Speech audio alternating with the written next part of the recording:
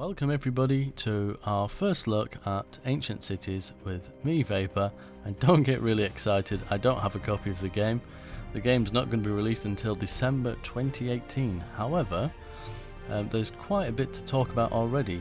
They've just launched a KickStarter campaign, so if you're interested in city building and management sort of games, then I suggest you head over to KickStarter now and drop down some of your money, some of your hard-earned money. I'll put the link in the description so you can go and check it out. But just a few things about the game for those of you that know nothing about it. So it's actually pegged as a survival and strategy city builder game based on ancient times, and it's currently being developed by UncasualGames. So they're a small indie team. I think there's 4 of them. They're Spanish. I won't try and mention their names because some of them I can kind of pronounce and others I won't, so I won't butcher them. They're currently using their own in-house engine to make the game. Apparently they did look at things like Unity, which a lot of indie developers seem to use, but I think they kind of deemed it wasn't going to work for their game. So when it is released in 2018, it will be available on Steam, so that's going to be Windows. And they said that they will look at other platforms, so I'm guessing that is things like Mac. So one reason I never got a Mac as a gamer was that simple reason that they're always kind of last on the list when it comes to games. So when you actually start the game itself, you're going to be in the Neolithic era. God, that was one difficult word to wrap my tongue around. And what you kind of have to do is just guide your people through the generations, discovering and improving technologies, managing resources and population. And this is the part for me that kind of sells it for me a little bit after playing games like Banished. There will be other human enemies, so other tribes, raiders and things like that, and also Mother Nature. So whether that's limited to animals or whether that'll be natural disasters. I do remember reading something about natural disasters. I don't think that'll necessarily be in the game at launch, but it's something that is on the list. And which, you know, I kind of find that interesting because a lot of the games that come out now, so let's take Forest Village as well, which I'm currently playing. Same style of thing, a little bit more medieval I suppose, so not going way back when. But again, there is no enemies in the game. So for me, this is kind of a, I don't want to call it a game changer because there is other games going back in time that did have enemies. So if you want the city building and the features of being able to defend yourself against other humans, I think that's fantastic. I did ask the question to the developers whether or not multiplayer is going to be a part of the game, and it's not something they're initially looking at. And even if it was going to be added, it would be a long way down the line. The same goes for the Steam Workshop. I guess they want to get their game out there first and then consider those sort of things afterwards, which I think is pretty cool, to be honest. So just some of the things that they've done so far, but as they've put, it's not yet polished. So obviously, as I alluded to earlier, they've got their own 3D technology, so that they've made their own engine, which includes their own custom UI, which you can see in some of the videos, kind of, where they're building stuff. It's procedural world generation, which seems to be the in thing these days. All worlds seem to be made that way, which is fine. You can't really tell the difference if it's done well enough. It's got day and night cycles, it's got seasonal cycles, and weather simulation based on real data. I'm not too sure what that actually means, whether it's based on data they have from, let me try and put that a different way, like historical data. Obviously weather is only tracked so far back, and it's not tracked that far back, but I guess, you know, maybe they've picked some information out online about that. I'm not too sure. Maybe I'll have to ask the question. We've got wild animal life and plants cycle of life. Again, Forest Village has something like that, so you know, it's nice to have that. It makes the world seem so much more real when you can see things growing and dying, and even to the fact you could completely harvest something into oblivion, so you could wipe all the animals out. So things like that are pretty cool. Resource collection and storage, which is pretty standard. There's a family tree for citizens. Now this, again, is something I always wanted in Banished. If it is what it sounds like, I think that would be fantastic, and it will make for some great stories if you kind of want to play your game that way. There's also going to be character attributes. So from what I've read, there's going to be certain skills. So kind of I'm going to assume it's in basic terms. It's like I'm going to assign someone to be a baker. That's your job. But I guess some people may be more adept to it, or something like that. Again, it's a little bit of me guessing here at the moment until we kind of get a little bit further along. But I am going to keep very close to the dev team and hopefully pick off bits of information where I can. So they've done some of the AI, so things like pathfinding and job selection. So I guess some things may be automatic, which is kind of cool. Citizen basic needs to eat, drink and sleep or rest. So that's another thing which I kind of like as well, is that they have to sleep. They do need rest, which most of these games don't have that. So you'll have a day-night cycle, but the people or your minions or whatever you want to call them will continue to work non-stop, which that's an interesting thing. I kind of like that.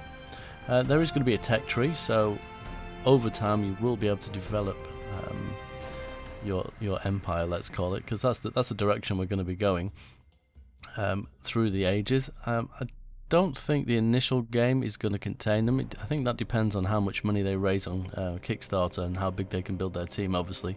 But they are looking at 2 other ages, and I can't remember off the top of my head what they were. I think one of them was a Bronze Age, so we are moving forward quite far, and I think that would be quite cool.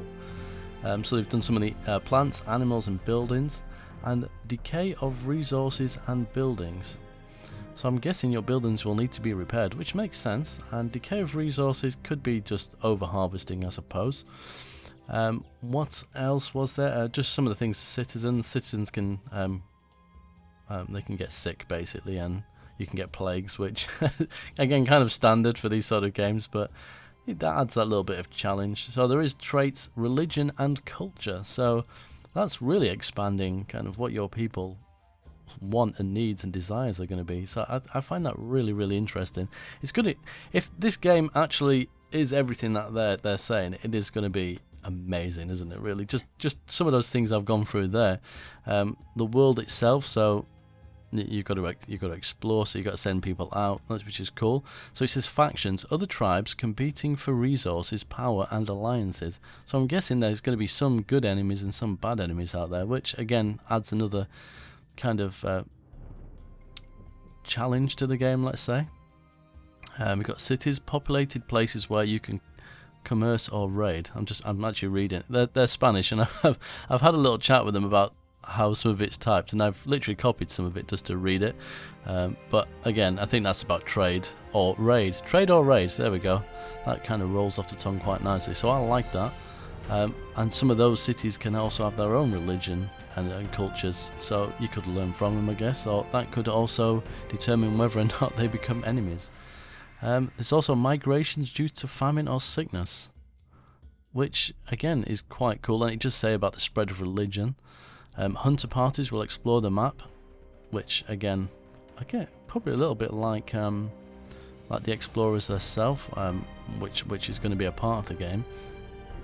So they will actually go on looking, probably following tracks to find other animals. And then it's got world events can change the course of history. Now I find that quite interesting. I don't know if we're talking about ice ages there or volcanoes, but to me that sounds like some kind of natural disaster. I like the sounds of that. Wow, the list just goes on. They've done so much, really. I think it's about a year. I think they've been working on it. I could be wrong. I did read something along those lines. So they got things about the city as well. You got politics, different building types. Praise your gods for faith and political power. So again, another kind of part of the game. That sort of reminds me of Civilization in a way, although it's not a city building game, but it kind of adds that to it. Obviously it's got things about enemies again, which we've already talked about. Take care of your animals and protect them from predators. So there's a little bit from Forest Village, which again, it just makes sense to have these things. You've got harvesting, crafting tools, mining. It says here, receive migration parties while taking care of your citizens. Again, I'm not too sure what that means. I don't know if that's other people will come and join you, maybe, if you have quite a nice town or city. I think that could be what it is. So what they're currently looking at for their development plan is closed alpha in June 2018, closed beta in September 2018, and the eventual Steam release in December 2018. So you'll notice there's a lot of closed there, closed alpha and closed beta. And if you do go to the Kickstarter page, you will probably also notice there isn't kind of any early access. And the reason is, they say, is that they're perfectionists and they want people to play the game as it was intended to be played, not with things broken and stuff like that. And you know what?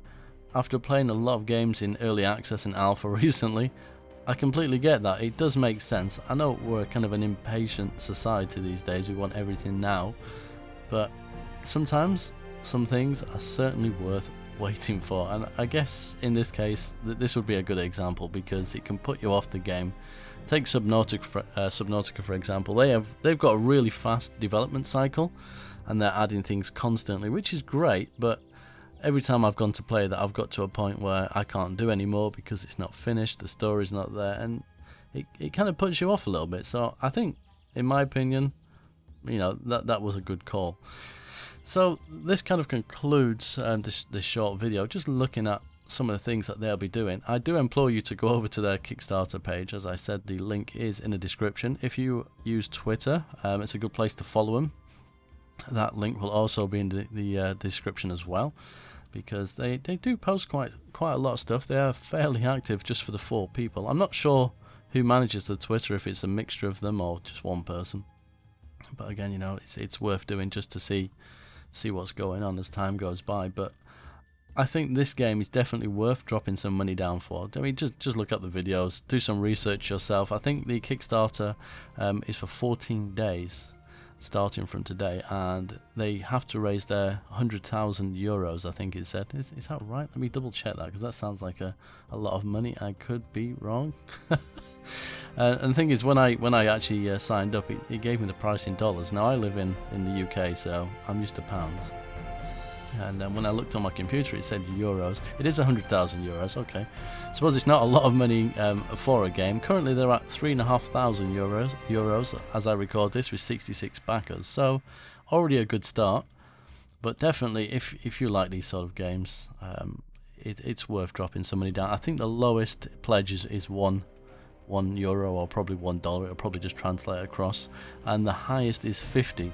But if you're by the time this video goes out, you probably won't be.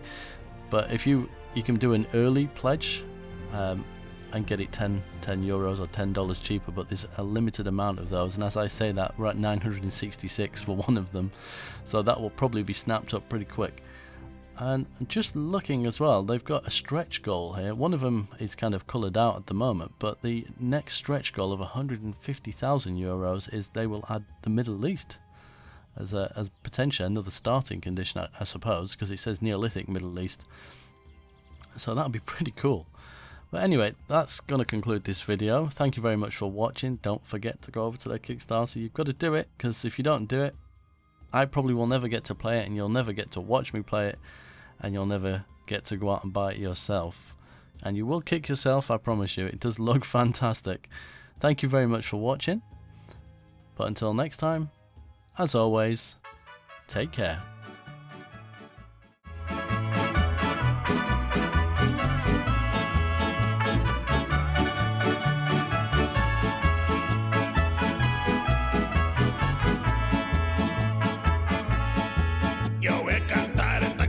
Yo voy a cantar esta canción para mi gente.